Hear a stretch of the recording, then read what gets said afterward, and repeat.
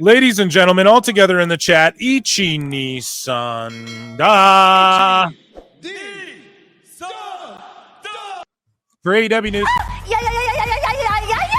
So Mercedes Monea will be the through line of this segment, and she says that she's not concerned with WWE counter programming. AEW is taking over. Here is Monet talking more about some other. She said that she takes jabs, brutal jabs at WWE, and she says, "I don't watch them. I don't care about them. I'm Ada Belza Monea. I'm a champion of so many different companies. So the more the merrier. If they want to put on wrestling shows while we have wrestling shows, I'm always going to be a better. That's why I call myself the CEO. They can keep on doing whatever they want to do, but AEW is taking over. If you want to watch the best good wrestling, watch AEW. She had this to say about the Beast Mortis. She says, first of all, that Amaska he has is really a hot. Two, he is a lawyer, so I can sue you at any time I wanna. Three, it's awesome to have someone that understands what you do. Wrestling is extremely hard, and nobody gets it but wrestlers. Just to have someone who loves it and understands it as much as I do. It's the best feeling to have a partner like that. Gay? No, just kidding. So we have one more, I think, Monet thing. Are you guys tired of the voice yet? No, that was it for Monet. So moving along here, we have JD from one voice to another. First, I was over there with Monet. Now I'm over now. So this is what Chi-Town Smark and JD from NY had to say about Forbidden Door. Town Smark, this is coming off of, I don't know, he said before, he's like, I don't pay for, I just get links and stream everything. So, or people give me their logins. And so let's hear their dissection here of Forbidden Door, and then we'll preview it ourselves. When I sit down here and I do my live streams and I watch the show with, the people that show up to hang out and just absorb this show together. When I sit down to watch, I want to sit and watch an enjoyable show. Now, I am wholeheartedly aware that there are people that enjoy hate watching. I mean, they don't do content. It's not like they have to watch it for a job. They legitimately just watch it just to talk about the company and just to say, oh, it sucks. Even if the show was great, they're still sitting there looking for the stuff that sucks. Right, and that happens in absolutely everything. So if you're a fan of like a football team and you follow them, you go under their posts or ESPN posts about any team in particular, and there's people saying egregious and memeing it and trashing it. That's what people do. And then as far as like hate watch content creation and people who think that like jocktobering people isn't valid, you're redacted and you're just behind the times. Like it's its whole own subgenre. It's its own, not even subgenre, it's its own genre of interneting, and it has really been. It started in the message boards, it has been since there's been internet, really. Those people can go fly kite because I when I sit to watch it, I genuinely want to see a great show. Yeah, everybody wants that, dude.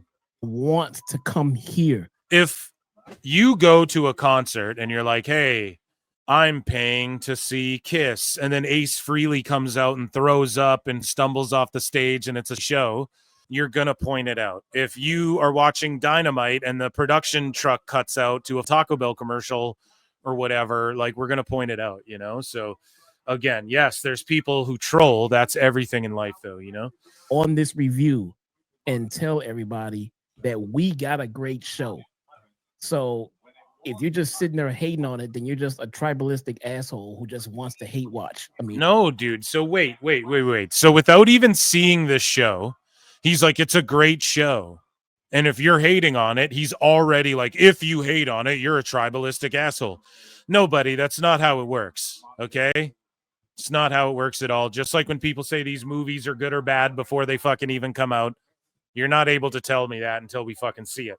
Now, if let's say this show, each match is a banger, 5 stars, and then I go, yeah, but it was redundant and I don't really care anymore. I've already seen it. That doesn't make the critique any less valid. Just like if you go see the new Jurassic World, okay, and you're like, this is fucking shit, dinosaur, whatever, rehashed. We've seen this dinosaur movie, the same concept, and we're running away from dinosaurs 5 or 6 times now. I'm over it. That's still the same critique, even if like, that one scene was banging, especially when it's the same thing over and over again, right? Go do you. But this was a great show. This was fun. This was great. This is why it was great. This was. What show is he talking about? Is this okay, guys? Someone might have to correct me here. Is this like from an old pay-per-view, or are they previewing Forbidden Door? Jason G from the SAT is just like, Forbidden Door is going to be a rough watch. That's all he's saying. So is this like a clip, their review of a different pay-per-view, and he's like making fun of them? Or is this like a clip of them, this guy's like, nah, man, fuck you, before we've even seen it? Fun. They don't give me that to work with. So when I sit down and watch the show and I'm just bored out of my ass, and then I'm just wondering why this is happening, and I can't figure out why things are being done the way that they're being done, I'm left with nothing but just my honesty. I'm gonna be honest. I'm not gonna sit here and sugarcoat it and say it was great just because I want it to be great. When it's great, I will be the first one telling you it's great. Unfortunately, when it's bad, I will also be the first one here telling you it's bad. And my honest opinion, this was one of the worst shows of the year for me. Damn. Good for him for being honest about it. Yeah, I mean, I'm so disinterested in Dynamite the more and more, even when they have like, Edge and Christian are reuniting finally, sweet, but they fucking fumbled it, man. It should have happened way sooner. The Moxley shit, the Rick, like, no one cares about Hangman. Like, I'm trying to tell y'all, and I'm a guy who's like, dude, Hangman and Moxley put on bangers and shit, but no one wants to see this anymore. No one wants to see the same shit anymore. I'm sorry. It's just the same old boring. And then now they're trying to add vignettes and stuff, but it's just too little too late. And then, yes, the effort's there, but are they great? No. I would say the women have the best shit going on with their vignettes. These women have the best, like, trying to do character stuff, but we're not seeing it play out. Ricochet, I mean, for as good as stuff as he's doing on the show, he just honestly was so cringe on socials, turned so many people off, to where I just don't think people are willing to separate or willing to give him grace in that regard. And it is what it is. I mean, it's just generic, I'm a weaselly bad guy, but then he has these 2 muscle guys are with me, so I can talk shit to anyone and get away with it. But then Hangman can just grip you up by the throat and molest you against a fucking wall. And no one, and your 2 big gooners don't do fucking anything about it, bro. So within 2 weeks, you buried the whole concept of why you even got these fucking guys, because no one knows what the fuck they're doing there. And unfortunately, these wrestlers, a lot of them, you are the performers. You're not the creative fucking... Just like a lot of these fucking actors who become directors and shit, more of them do a shitty job than do a good job when they turn actor, whatever, or actor turn producer, director, writer, and shit. Those who can't do teach, man. And like a lot of these fucking wrestlers, like, no, you don't know the best. Moxley's shown that. We all thought Vince, when he's like, you're the lunatic crazy guy. And remember, Ambrose was saying that on the fucking Stone Cold podcast. He's like, yeah, Vince would just say like, you're the crazy wacky guy. And I was like, no, I'm more serious than that. Well, guess what? Vince was right, bro. Now that we've seen what you thought you were supposed to be, no, he was right. You're supposed to be this wacky. Then we look back on how good Dean Ambrose was in comparison. No, you were the fucking wacky guy, like Vince was saying. I get it now. At the time, I thought I agreed with you because I was a fucking dumb mark. But now that I've seen it, Dude, W to the kid on SmackDown with a fucking one of those old wind-up cameras where you snap a picture and then go print them out at like the Walmart or the photo place or whatever. I don't disagree with you. I mean, a little kid had one of those.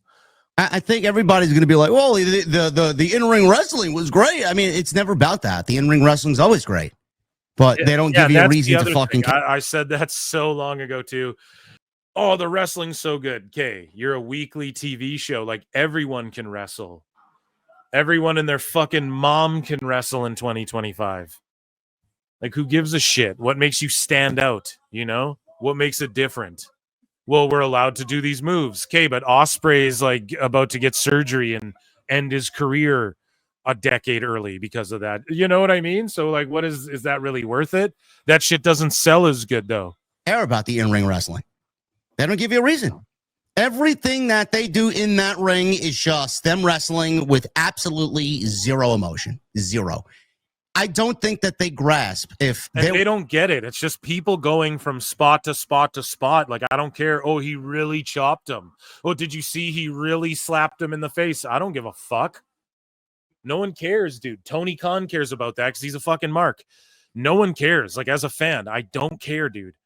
Like, yeah, it makes me go, holy shit, they're laying in, like, on the pay-per-view when Gunther goes and beats the fuck out of somebody. You're like, holy shit, but it's because it's special. You don't see it all the time. When in AEW, that's all it is. You don't give a shit. And until they learn that, man. Like, with their roster especially, they need to understand, if they did more of the promos, vignettes, oh, well, we're doing more promos and vignettes. They're shitty. Not Tony Khan booking them, not whoever's writing them. Get a good creative filter and then do it. If they saved it, if they saved these crazy ass matches for the pay-per-views and they did less pay-per-views, AEW would crush. And we'd still be like, man, these pay-per-views are amazing. But when that's the go-home show, and it's gross too, like the way they would talk about Vince has his favorites and shit. And it's like Dax sucks Tony's asshole. And then Tony's like, I'll reward you with a 4-segment fucking match on Dynamite on the go-home show. Yeah, let's just tire everyone out of wrestling with a 4-segment fucking match right before the pay-per-view where you're also on the pay-per-view or whatever. Like, it's this favoritism shit. It's this same shit that we would criticize Vince and every other promoter for. And he's like, I'm not like these other promoters and I have more money. Meanwhile, he's an amalgamation of all these fucking promoters, but all the bad shit they did. It's nuts, man. Was anything behind what they're doing in the ring? If there's a story about why they're in there, if there's a legitimate storyline and a reason and a conflict and a fucking reason to care, emotional attachment to these characters, character development. We talk about this every single week. Everything that they do in the ring would be instantly enhanced, and they don't even do what they need to do to get you there. They don't follow the proper protocol. They don't follow the steps to get you to a place of like, oh my God, I can't wait to watch this. You watch it and you feel nothing. That's exactly how it is. You watch this show and you feel nothing. And this is not just an AEW thing. For all the people that still bleed into my mentions on social media. You feel nothing. I feel nothing down there. I need a Blue Chew. Quick, someone get me a Blue Chew. Oh. Which I have. So I can feel something down there. When she's sucking my dick. Oh. Taken a huge step back from. I got so many people tonight, Jesse, saying, JD, how come you don't tweet during the shows? I feel nothing. What would you want me to say? What do you want me to say about the show if I feel nothing? I would rather not say anything so I don't have to deal with a fucking idiot who's like, oh, you're just watching to hate. No, I watch because this is my job. I watch because this is what I made my career. I watch to give you a reason why this show is good and this show is bad. And even if it's like you just watch to hate, who gives a fucking shit? Who cares? Shut up. Like, yes, people watch shit to hate watch shit. It's called Jocktobering. On the radio, this is a fucking thing that's been going on forever. Stop crying about it.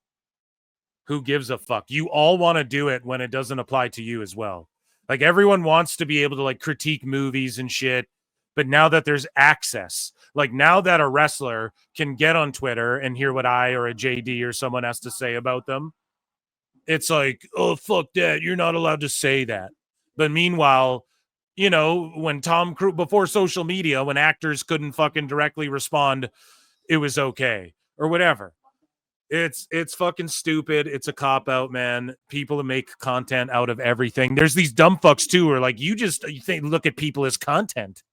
And it's like, well, what do? You interview people and stooge their business and talk about wrestling, which is a thing of people, which is people doing stuff. Everyone's just talking about people doing stuff. The news is people doing stuff. Watching sports is people doing stuff. Talking about sports, good or bad. You're just talking about people doing stuff. This is like this shit Brendan Schaub does. Oh, these fucking, you're not, it's so stupid, man. It's just such a fucking cop-out. Everybody's making content out of everybody. This moral superiority bullshit everybody tries to fucking pull. I'm with JD. I'm over here now with JD. These fucking broads. I feel nothing. Do you want me to say how I feel about the show so I got all these people arguing in my mentions? I don't want that. I'm over that. I don't want anything to do with that.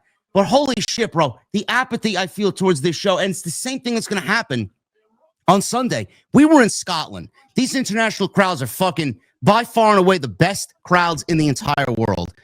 This crowd tonight is just a taste of what you're going to get on Sunday, because all that matters is what happens in that ring and how the stories develop. The crowd can be as loud as they want for the fucking pro wrestling in there, but man, oh man, that is just a small piece of the puzzle. If you don't give me a reason to care, man, I don't give a fuck how loud the crowd is. You got to give me a reason to care. Right now, they're not doing any of that. And I can't really even pinpoint something on this show that I genuinely do give a shit. I can't think of one thing. It should be Hurt Business versus Edge and Christian for the tag titles. That is what they should have, a big title match between those two big teams. That would really get me hooked in. Joe versus Hangman. MJF Hangman's cool, but like the story's ass. The story's ass. I'm sorry. And then, Joe versus MJF or like Hangman or something I'd be more into, I think. I just want to see Joe as like their world champ, man. He's their fucking best guy. I mean, it should be like Joe versus Omega or something in some sort of feud, or like if you're building Ospreay up, if he didn't have herniated discs, it could be Joe and Ospreay in like a big program or for the international title or something. But again, people just come and go. Everyone's part-time. Who cares? Oh, they're going to have great matches. And about that is a huge red flag. That's how I feel going into Sunday, man. Sunday's going to be a rough pay-per-view, bro. If we're going to be doing it on Sunday, it's going to be a rough watch. I'm telling you right now. Yeah, I'm with him, dude. Luckily, I'm going to be drunk here as fuck on the beach. And yeah, who knows? Maybe I'll watch it in the hotel, or I'll watch it the next day, the next morning, or something. I don't know. We'll figure it out. But I'll definitely check it out and review it for you guys on Monday. Will Ospreay, we will circle back to that. Swerve Strickland, we will circle back to that. So WBD HBO Max was in last place again of the major streamers in July by share of TV. So yeah, Warner Bros. Discovery, it's 1.5%. Look at that. All others, 6.6%. Look at that. Even just Peacock. Warner Bros. Is like a bunch of shit. Just Peacock is 1.6. The Warner Bros. Discovery encompasses the Max and Discovery and all that shit. Only 1.5% of the viewership. Look at YouTube, 13.4, Netflix, 8.8. And yet we're still going to sit here and pretend AEW it could possibly be touching WWE's numbers in any way. So Lance Storm calls the MJF, Mark Briscoe, and Hangman Adam Page segment on Dynamite fake and stupid. Exactly, man. So on Dynamite, like MJF's like, I'm going to light fucking Mark Briscoe on fire. No, you're not.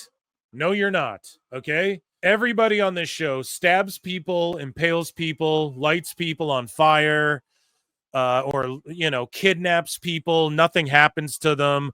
No one's in jail or anything. There's never, like, even in WWE, there's referees, there's management. We know who's in charge. There's people breaking shit up. Tony Khan lets people take the belt, and then he just books them in matches. He lets people kidnap people. There's no investigations. There's no rhyme or reason. Are we supposed to believe MJF's going to commit a fucking murder on a guy and light him on fire to death? And Hangman believes that? Like, we're supposed to believe that, and then all of a sudden MJF's just linked up with more people, and Mark Briscoe's tied up, and there's no fucking repercussions or rhyme or reason. Like, And people want to talk about the sports-based wrestling and all this shit. This is hack fucking bad, like Wrestling Society X level shit. This is fucking a goofball show. It really is, dude.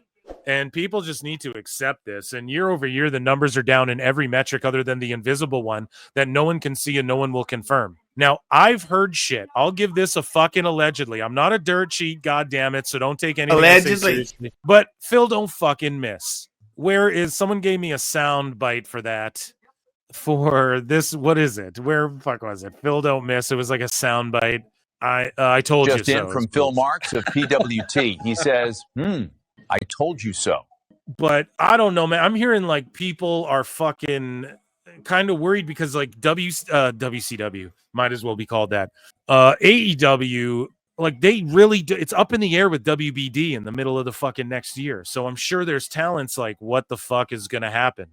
And they don't know. And we haven't seen any mention of AEW with any of this split stuff or anything like that. So, and their TV deal's up right away, I'm pretty sure. So, like end of next year, I want to say, or yeah, I think end of next year. So, it's interesting to say the least. And I don't want to be one of these guys like morale's down backstage, but goddamn, I'm sure there's some people who are fucking concerned or confused, to say the least. And this fake phony shit, it's just not helping them, man. And people lying, dude. One day people in AEW are going to come out, talk about how Dave Meltzer hurt them from the jump, and they'll admit it themselves, and you'll hear it from their own mouths. Allegedly. I truly believe that. One day these guys are going to come out. But I think the sentiment for a lot of people backstage in AEW is Dave Meltzer's fucked us. No one has a clue what's going on with the WBD shit. I bet Tony Khan barely has a fucking clue what's going on.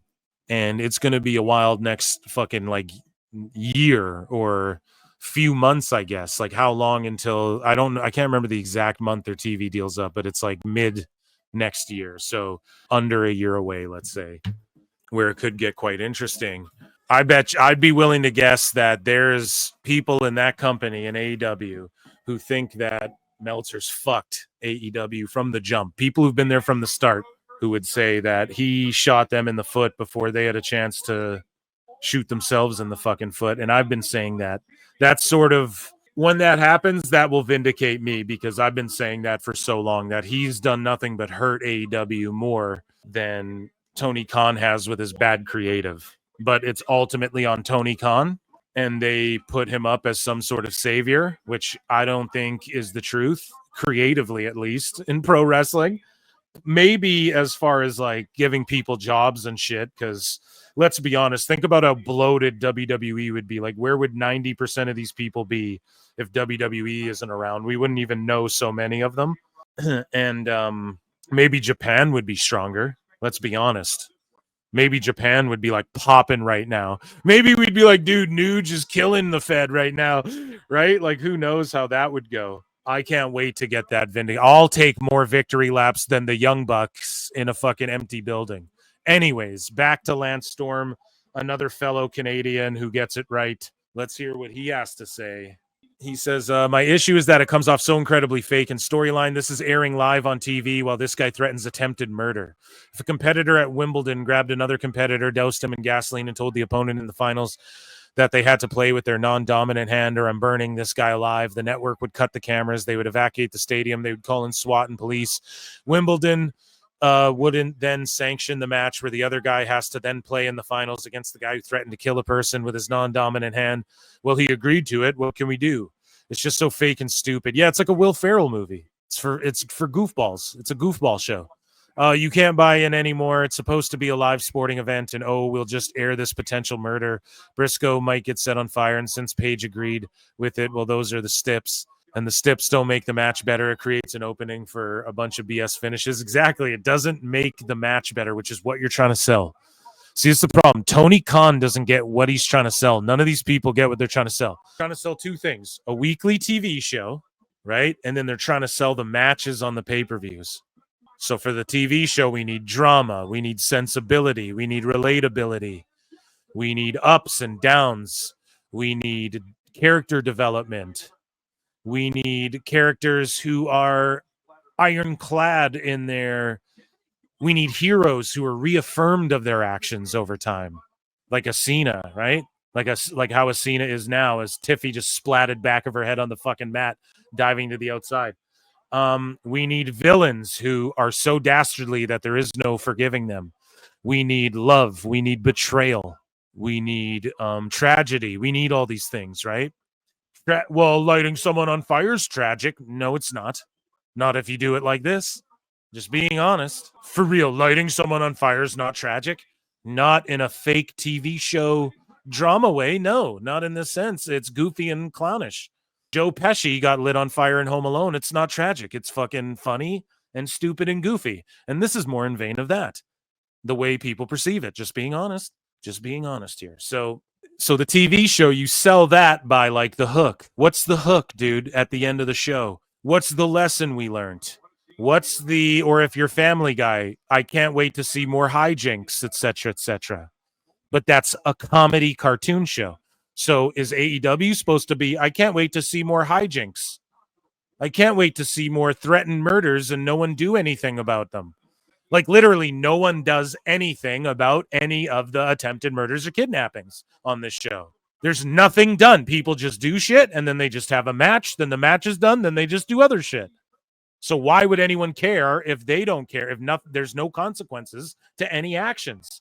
There's no redemption for any actions. There's no payback for any actions. It's just, oh, he hit me in the head, so then I can chair toe him. That's the payback, Phil. No, that's not it. That's not it. JD's trying to explain it. He's like, there's steps to get there and shit. There's rules to writing stories, is what he's trying to say.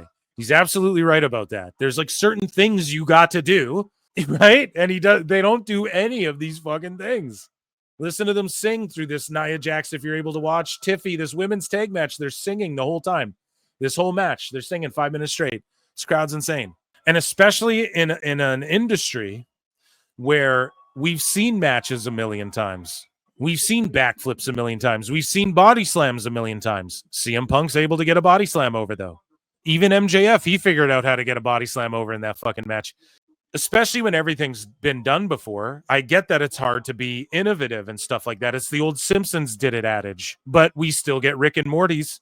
South Park's still making hilarious shows. People still find a way, right? People still find a fucking way. I talk for how many hours a week? I look, there's infinite content.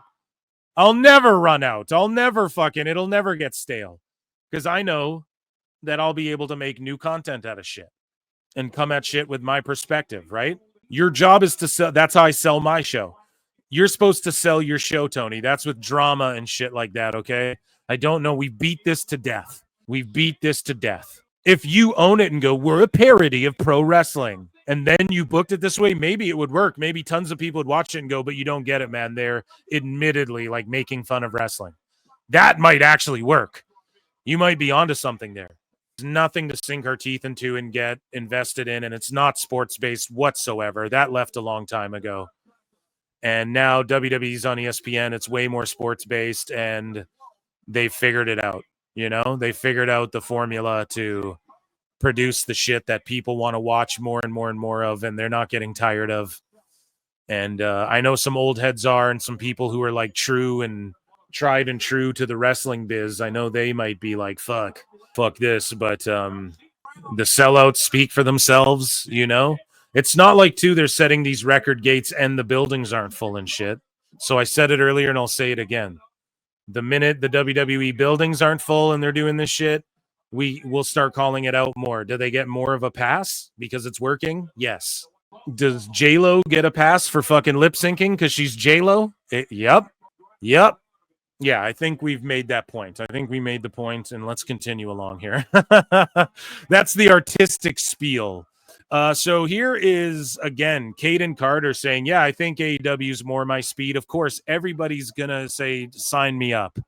These people who have not had who are used to having contracts and then got released, like Tegan Knox and Cora Jade and everyone, and then they're not getting offered contracts right away. I think it's fucked with them a bit.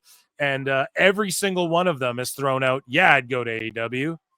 Why? Whereas there was a while there where no AEW people were really even bringing that up, even after they got released, and they would just rather show up Why? Because they're not getting phone calls. I'm telling you guys that right now. Tony's not just picking up the phone and calling these, like before it would be, Tony was contract tampering before all the time by his definition and the Sicko's definition and Dave's definition.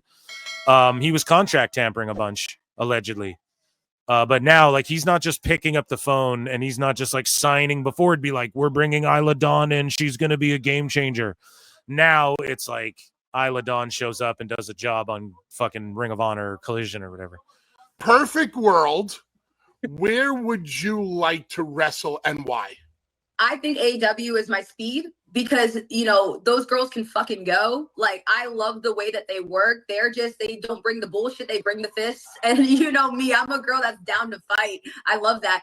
So I can see myself there, definitely. And just because, like I said, I've worked with a lot of people like from Mexico there, like a lot of people like who mentored me, my mentors there, you know, a lot of people who would bring a great support system to me, I feel like, versus where I felt like I didn't have much. It was like me and Casey fighting the world over there. You know what I'm saying? And like, again, the girls are great over there, but it's not the same that I've connected with people who are over in that business.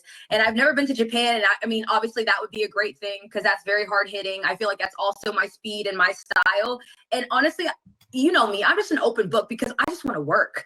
I want to go where I'm going to fit to work. Even like TNA, I would go there because some of the girls there, I know that, you know, bust their ass and they're trying to put the division on notice as well. And I'm for it. I just want to be a part of a legacy.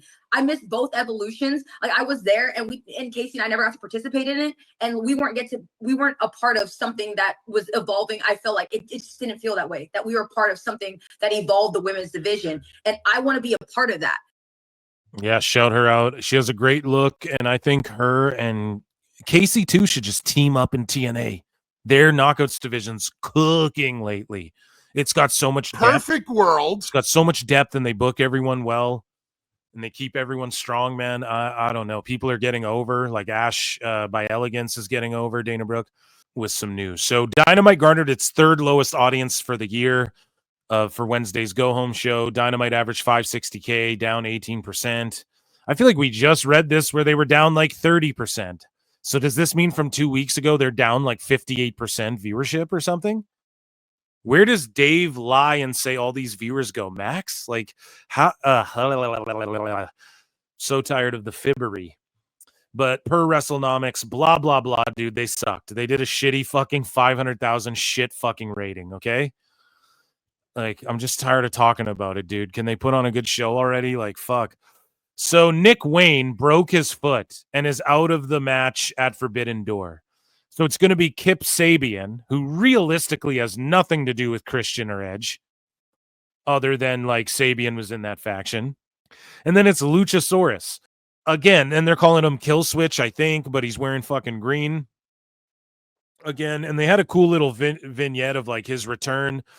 I think they should have just brought Jungle Boy and Lucha back together and just put them to fucking together again. Like, oh, bad guy Luchasaurus comes, he, you know, choke slamming them, blah, blah, blah. No one gives a fuck. Nick Wayne broke his foot. He won't even have to vacate that stupid ass title he's been holding. I mean, Mama Wayne's real thick, so everyone likes fucking staring at her while she's out there. Edge and Christian are back together, but they just completely fumbled the fucking reunion, in my opinion. It should have been more powerful. You're at this show. This Dynamite, okay, this European crowd for Dynamite in Scotland or whatever the fuck, they weren't, where were they? I completely forget. Scotland. They weren't as hot as they would be for WWE or this Dublin crowd was. Let's just be honest, but they were loud. But they weren't like popping and going absolute insane for everything. And they should have been going nuts for this Edge Christian reunion, man. And it just felt like a wet fart. And then it was just convoluted with a bunch of bullshit when the show opened with a bunch of bullshit. There's just no, and then it ended with it, but there's no end in sight for all the bullshit. So Forbidden Door London, I guess, yeah, we're getting Edge and Christian. I mean, that'll be cool. I guess that's like the highlight for me is seeing them get back together. Tony Khan praises Alex Windsor and says she is having a great year and taking advantage of a great opportunity. Calls her debut in the Women's Casino Gauntlet at All in Texas a bright spot of the match. Says she isn't just a top star of the future, she's a top star right now. God. See, it's people like Tony Khan who go, she's a top star. It's like, no, she's fucking not. And I'm not even shitting on her. I think she's awesome in the ring. The crowds aren't reacting to her. She has a job because she's Bruv's wife, dude. That's all it is. Like, we know. Just another nepotism hire, Tony. And like, is it clicking? I don't know. You had Jamie Hayter right there, and she just reminds me of, honestly, no offense to her, a shittier Jamie Hayter. Like before she started doing like the Scooby-Doo outfits or whatever. Yeah, I mean, shout out Alex Windsor. I'm not hating on her, just she's not established yet, and he's calling her a top star. Like, shut the fuck up, man. Tony Khan has teased that AEW will return to the UK before AEW All In next year. All right, based on that feedback, you know what? Maybe we won't have to wait until next summer to come back. Maybe we'll come back earlier. Stop. He might just be talking shit. He talks a lot of shit. So Meltzer had this to say. Dynamite was down from recent weeks in total viewers. Demo, not so much. Behind by number by its standards, as well as Little League World Series and Fox News. So Fox News, again, is like 7 fucking shows. And he's like, Little League World Series.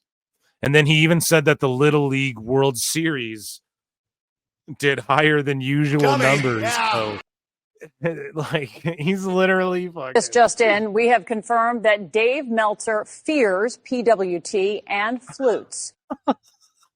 I mean, man, like, what do you call that if it's not shilling? Bro is really sitting here blaming the Little League World Series for fucking Dynamite shitty TV number. So AEW will be returning to Australia in 2026, confirmed. And then Heel Usie's like, are they going to ship a ring this time? Which, yeah, I'm willing to bet any money they fucking do. And if they don't, you're just proving us all right. So AEW's Dustin Rhodes has now had double knee replacement surgery. And, yeah, I hope he has a healthy recovery and all of that. And he's going to get back in the ring, that crazy son of a bitch. So Tony Khan was asked how he feels he has grown and matured as a leader since the start of AEW. And he said AEW's success is a team effort. And as the coach of the team, he has to do the best he can.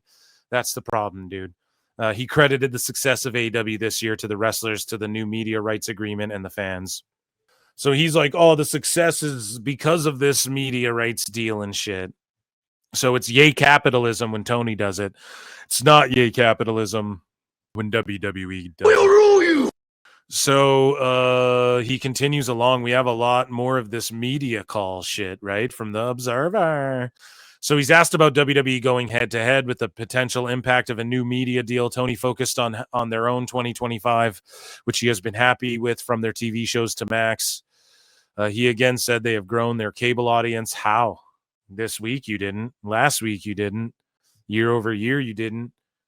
And then 2 Max. That's a lie.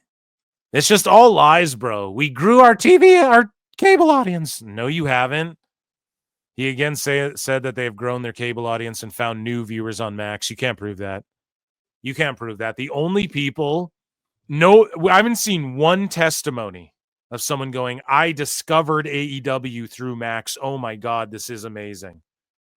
I'm a new viewer. No one says that at all. Nobody, not even in Meltzer's fake polls. Nobody says that. They all just say, anybody who gives testimony online, they're all just saying like, oh, I started watching on Max when they went there. I switched to Max. That's the only shit you hear from people.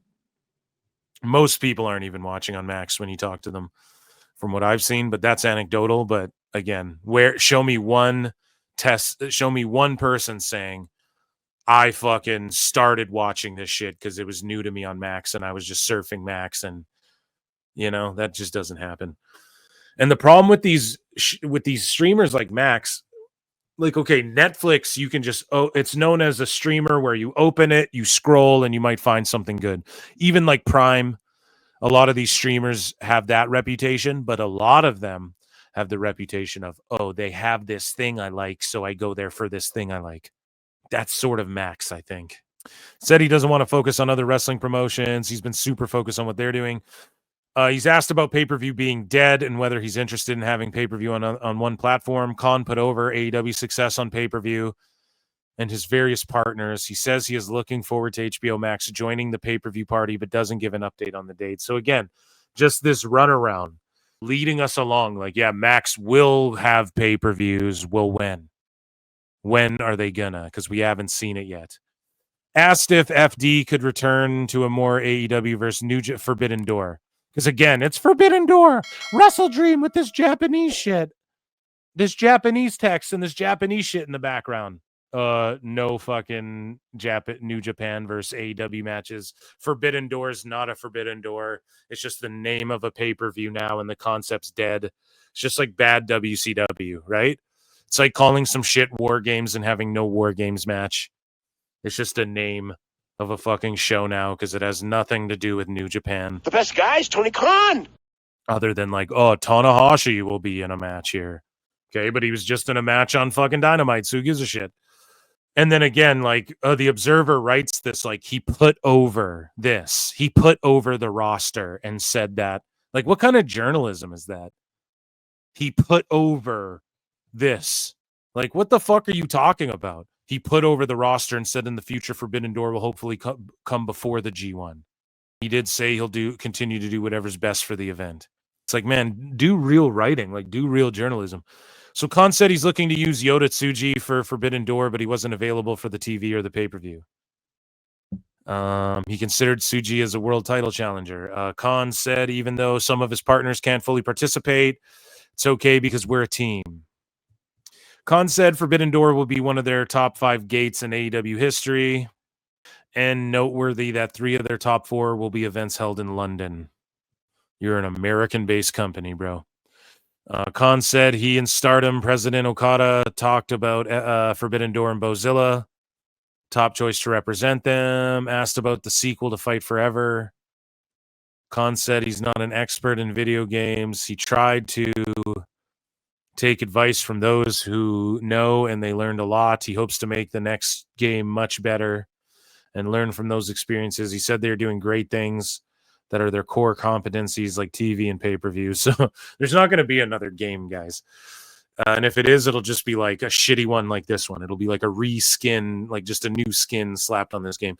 Asked about the lineup for the Lights Out Cage match. He said it was the exact lineup he dreamed of. He simply asked Tanahashi if he wanted to do it, and he said yes. So just terrible booking, dude. I don't know. A lot of cope and fakery going on there. So CMLL reportedly had a getaway car for MJF following his heated angle where he spat on Mystico's mask and buried them. It's funny, though, because El Grande and Dom can get more heat. Meanwhile, MJF has to, like, spit on people. Fuck Mexico. Do, like, this little childish, shitty fucking super, I'm edgy. Like, it's just so cringe the way he's, like, trying to get heat. And he does have good heat there, but... yeah, I don't know. And then they're talking about like CMLL selling all these tickets. Their tickets are way cheaper than fucking AAA shows, from what I understand as well. Maybe I'm wrong on that. Someone can correct me, but that's my understanding of things. And AAA is hot in like a whole other way, not to diminish CMLL, but you know, Dave is just like, he's trying to paint the picture that CMLL's beating WWE even. They're just fucking lying through their teeth. But yeah, he took Mystico's mask off and shit. There's more heat on him in CMLL than AEW, which is a problem. So here's Dave just stooging. He stooged along the whole way. Why? Because he wants to bury the Hurt Syndicate. He doesn't, in Dave's mind, he's buried. I was informed that it just comes from one fucking source, quote unquote. One person went and fucking talked shit about Hurt Syndicate. And that's how all this shit got spread about the Mike Bailey stuff and everything. And yeah, it's not like MVP ever said, oh, I fucking hate Mike Bailey. Like I broke down before, you know, weeks ago when it went down. It's just that they want to build people and put people over. And they're just there to do business. And so is Mike Bailey. Mike Bailey's not an unprofessional, butthurt fucking loser who's like, oh, he doesn't like me. You know, they just shot that video backstage. They're two pros. They just shook hands and fucking, there you go. Which is, I mean, so funny to just make the dirt sheets look so fucking stupid all in one day.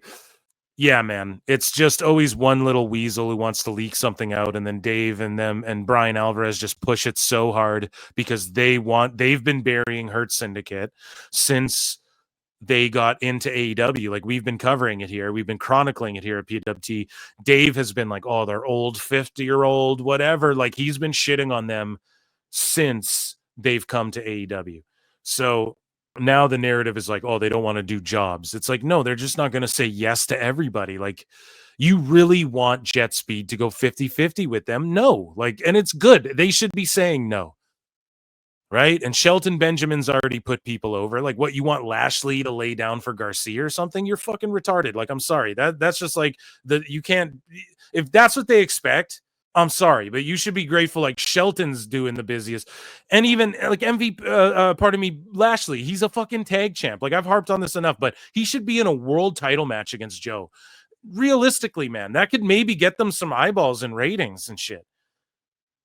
You have guys like Lance Archer sitting at home talking about fucking Sunday school or whatever he's doing. Come on. Let's get, like, come on, dude. You could have a monstrous world heavyweight title picture. And instead you got butterfly jeans going around. I call my title the men's world title because there's also women in this world too, if you didn't know. Could you white knight any fucking harder? It's cringe, right? And so white knighting is what Dax fucking does for AEW. And so we've had Meltzer this whole time like a puppy dog. Oh, yeah, they're going to get the belts. Don't worry, because he thinks he's helping AEW. Meanwhile, he's telling a bunch of people, don't watch this shit. He's telling a bunch of people who watch for Hurt Syndicate, don't watch this shit. Some of the guys who are the fucking only stars you have in this company, who look the most legit out of anyone in this company. Who are the most legit out of anyone in this company. And don't watch this shit because they're about to lose the tag straps, which is the little scraps they got since they've been here, other than their fucking bank accounts getting swollen, you know. But they're just gonna drop them to FTR. Dave couldn't wait to stooge this because he thinks all the chuckle fucks, and it kind of is the sickos they're narrowing it down to. They are happy to see Lashley and them lose the fucking belts because Dave's been burying them and shit. So Dave can't wait to report. We're getting a fucking Dave Meltzer dumb moment The of best the week. guys, Tony Khan. Right? And Dave is just stooging this whole time. Like, why would you, if you're Tony Khan or you're one of these assholes in AEW talking to Dave, why do you think this would benefit your show to have this dumb fuck just stooge what you're going to do at the pay-per-view? Why would I buy your pay-per-view? Holy shit, man. And so Dave, it's going to come out one day. I'm telling you, I'm going to be so vindicated when people come out and say, this guy fucking sucks and stinks and hurt us from day one. And notice a lot of these AEW folks don't bury Dave and shit. Why? Because they know who Tony texts. Anyways, it was known sometime back that AEW wanted the tag titles on FTR to do a program with Copeland and Cage. Was that known a while back? I don't know if people knew that, Dave, unless you fucking stooge it. And here's the thing. That's cool if it was known a while back, and it's cool that Edge and Christian are friends with FTR, so they want to do the program with FTR. But Edge and Christian can't win them off of heel hurt business. So Edge and Christian can't turn babyface to win it off of heel hurt business to then do a program with heel FTR after. Instead, heel FTR are going to get them from heel hurt syndicate and then battle fucking like, what the fuck are we doing? Thank you, fuck you, bye, boom. Stupid idiot. It's like taking the easy. It reminds me of like the movie. What is it? Like Scary Movie, where I think it's like Carmen Electra. She's running away from the killer and she's like running and her tits are bouncing. And then she stops at the sign and then the one sign points the one way and it says light safety. And then the other sign points the other way and it says death. And then she looks both ways like, and then she runs down the death path. It reminds me of like a Wile E. Coyote Acme cartoon or something where it's like, oh, go this way and you don't want to go down that road. And it's like they just take the hard path around. You know, it's like the cab driver who takes the long way to fucking milk the most out of the fucking trip. That's what it feels like with AEW. Like, what are you doing? What are you doing? Hurt Syndicate could have been the reason Edge and Christian got back together. And then you have a money match with them. And then you can do Edge and Christian against FTR in their first program. But instead, they got to do it this way because it's like a punishment of Hurt Syndicate. At least that's my fucking theory. And it might not be presented that way backstage, but we know about the pettiness. We know about the ghosting and all that bullshit. And so that's my theory on it. This is like, and then what do they do to get away from that? They added a third team. So now it's a 3-man tag. So they don't have to pin Hurt Syndicate. And I hope Hurt Syndicate was like, no, we're not fucking losing FTR either. I hope they said that. I bet they didn't, but I hope that's what they said. And that's why they had to add the third team. And Hurt Syndicate are like kind of babyface heels after the MJF shit. Like no one really knows. And they just kibosh the MJF shit. Now they're going to drop these titles. And then what? They're just all going to go sit at home like Miro did? Tony, we know you paid Miro like $4.5 million, right? Miro was making like 1.1 minimum, 1.2 to 1.5 to fucking something in that range, 1.3, something like that. I guarantee minimum a year sitting at fucking home. And you're paying him like fucking how long did he sit there? So is that what you're going to do to Lashley and them, who we know are making how much fucking money? Come on now. That's pretty crazy, dude. It's pretty crazy you just let Dave stooge this too. So we're going to preview Forbidden Door in just a second, but Hangman Adam Page says he refers to the AEW world title as the men's world title to help put it on the same level as the women's world title. What you want to do is put the women's world title on the same level as the men's world title. Jesus Christ. Well, why is it lower? Because it is. I don't make the rules. I didn't make biology and what people like. I didn't invent that. God or Buddha or whatever did, bro. Galactus, whatever the fuck, right? He says it's an important distinction because it does put them on the same level. Our women's roster in AEW is incredible. They are just as, in many cases, more talented than many on the men's roster. I think our fans connected with them in a way just as equally as they do with us to have two divisions, a men's and women's division, but to have to call one by the women's world championship and the other as if it's the more important one. No, that's not why they do that, bud. That's not why they do that. It's just to make the distinction. Right? So if UFC goes, oh, the featherweight, it's the featherweight championship, and then they don't, and then they just go the featherweight title, and it's the women's fight. You know, it's just like you got to make the distinction. Right? I feel like that's not how we present our roster on television. Okay, Hangman, you're fucking coping and lying because Tony Khan doesn't know how to book women's wrestling, and they get way less time on their show than WWE. So that's bullshit. They are not presented equally at all. We've seen the same 4-way number one contender bullshit style match. We've seen the same. This is all that happens in AEW's women's division. Ready? Women wins title. Woman debuts. Woman runs out. Woman attacks woman. Other woman runs out. Helps woman. Women team up. Fight each other. Women go in fatal 4-way for a fucking number one contender match. Repeat. That's all it is. Every single fucking, those are the 4 things he knows how to do. Yeah, I don't know. He's like, it's just a personal choice. You're just like a creepy white knight, dude, is all that gives off to me, dude. Honestly, when dudes start white knighting like that, there's always nefarious reasons behind it, you know? Speaking of nefarious, guys, there is like 264 of you watching across X and YouTube. Make sure you come to youtube.com/@ProWrestleClips. Subscribe. We blew past 7K subs on the one channel. We're on our way to 7,100 subs and 8K subs. And on the other channel, we're past 2K subs. Become a member for 99 cents. You get access to my bonus shows. I do them Monday. I'm live Wednesdays and Saturdays. I'm live right now because I'm going on a vacation this weekend, and Monday I'll review Forbidden Door. Typically we watch the PLEs.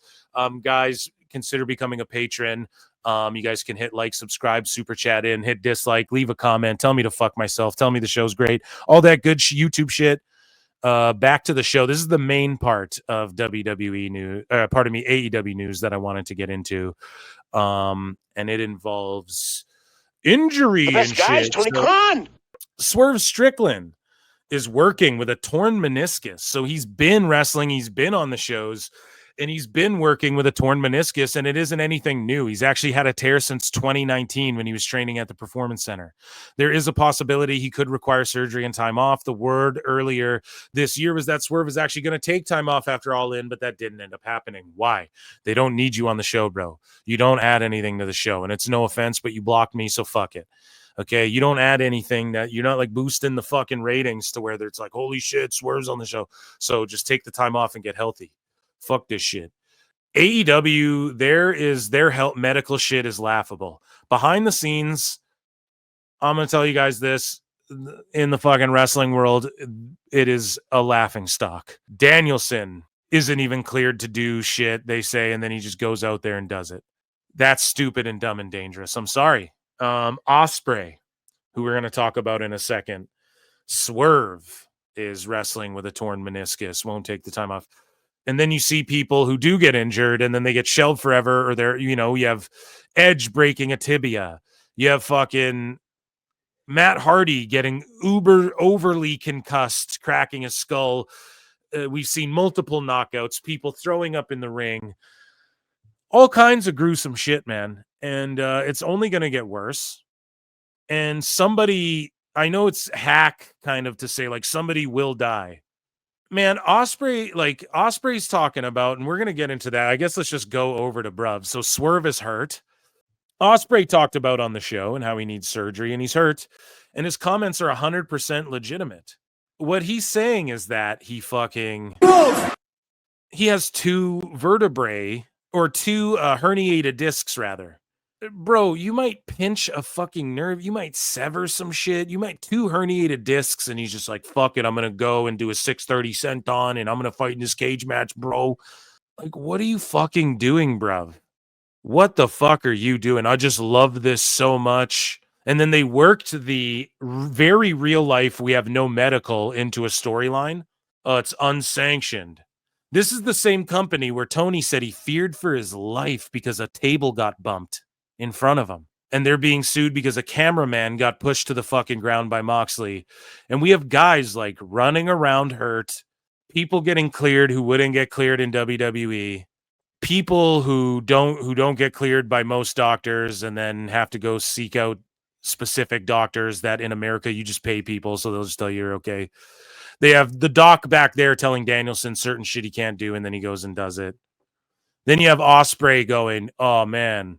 And then AEW won't just like pay this asshole some money who hurt his fucking back for getting pushed over. Like, I don't mean to call him an asshole, but Moxley pushes the guy over, and AEW's like, no, we're going to fight against that. And they think they have a fucking case. Like, what kind of redacts are running the fucking legal department there? Is it still that mega chick? That fucking broad? Oh, but for real. Like, Will Ospreay's comments about needing neck surgery on Dynamite were 100% legit. He's looking at neck surgery in the near future. This guy's career's cooked already, man. And what has he done? Signs this big deal with Tony, gets neck surgery, done, cooked. Can't give his best years to Tony. They're behind him. Dave Meltzer's even saying he should just wrestle a WWE style. He could still do it. Why didn't he sign to WWE then? Oh, well, more money. Well, you guys talk about the wrestling and the art and the love of pro wrestling, and you guys shit on the economics of pro wrestling when it's for WWE. So why would that be an excuse? It's just a bunch of people who don't care about the wrestlings. They like move corn. Okay. Cornography with a C, corn with a K, like the band, cornography. Okay. They just like move corn. They just want to watch YouTube highlights of people doing moves and almost fucking destroying themselves and putting themselves in wheelchairs. That's what Botchamania is for, folks. And they don't really care about the wrestlers, or they would be like, Tony, don't fucking do that. Like, don't let him do this. Right? So Will Ospreay, on potentially needing to adjust his style, he says, I know what lies ahead, and I know it's going to be coming after this, bruv. I just don't know what that looks like, bruv. People that have said after this, like, there's things that you're going to have to say no to, and there's things that you're going to have to turn down on with my style, and it's not computing in my head, bruv, because I just feel like I'm in good shape right now, bruv. You're not. You have two herniated discs. You don't want them to pinch a nerve. You don't want that to go right into your fucking spinal cord or something like that. When you compress the discs in your spine, what happens is the vertebrae start like spiking out. You don't want that to like have some strange like accident like the Dynamite Kid where he just jumps over a guy and he fucking is wheelchair bound doing a leapfrog fucking right? He's doing a fucking hit the ropes, drop down, leapfrog, headlock, fucking ends his career, bro. You don't want that to happen. I'm worried about you, bro. And I'm worried about an unsanctioned cage match, bruv. He says, if there's the smallest chance that I'm not going to be the exact same afterwards, I'm just going to go in there at Forbidden Door and just be Will Ospreay for one last night. So good for him, man. But yeah, here's the thing. And I've preached this on the show a bunch, right? These athletes, and this applies to pro wrestlers, this applies to actors too. We see instances of actors who will starve themselves for roles. Or Hugh Jackman, who will bulk up for Wolverine, he will get utterly unhealthy. He will fucking bulk up, not eat, chug a Red Bull, pump his veins up, and then go and act out a scene so he looks as juicy as possible. We've seen Christian Bale suck all his weight down. We've seen Brendan Fraser in The Whale blow and balloon himself up to unhealthy weights. Actors will kill themselves for the fucking role. Delete themselves, sorry, YouTube. We're talking about in Minecraft and fake movies, right? In fake Hollywood movies. Athletes will do the same. In boxing, there are deaths. In MMA, there are fucking deaths. I mean, it's very, very, very rare in MMA. In boxing's much more dangerous. People don't realize because like when you get knocked down, you keep getting up and people go, there's the 3 knockdown rule. Yeah, but in MMA, if you get knocked down brutally and then pounded, it's over. In boxing, you'll get knocked down. You get 10 seconds or so to come to, right? Watch an MMA. People get knocked down, then they get right back up. Like you can pop up after you're knocked out. It doesn't mean your brain's not rattling in your skull still. And so in boxing, like it's just recently in Japan on the same card, there were 2 deaths on the same card in Japan. Fucking crazy, dude. And weight cutting is a bitch. But anyways, besides that, athletes will push themselves. Like that's why there's throwing in the towel. Because there are fighters who are like, no, I'm good to go. And they will fight, keep going, even though they shouldn't. There are football players who are concussed and are like, no, I'm still going. There are pro wrestlers who've injured themselves and are like, finish the match. You have athletes. There are runners who will run and then collapse. Even marathon runners.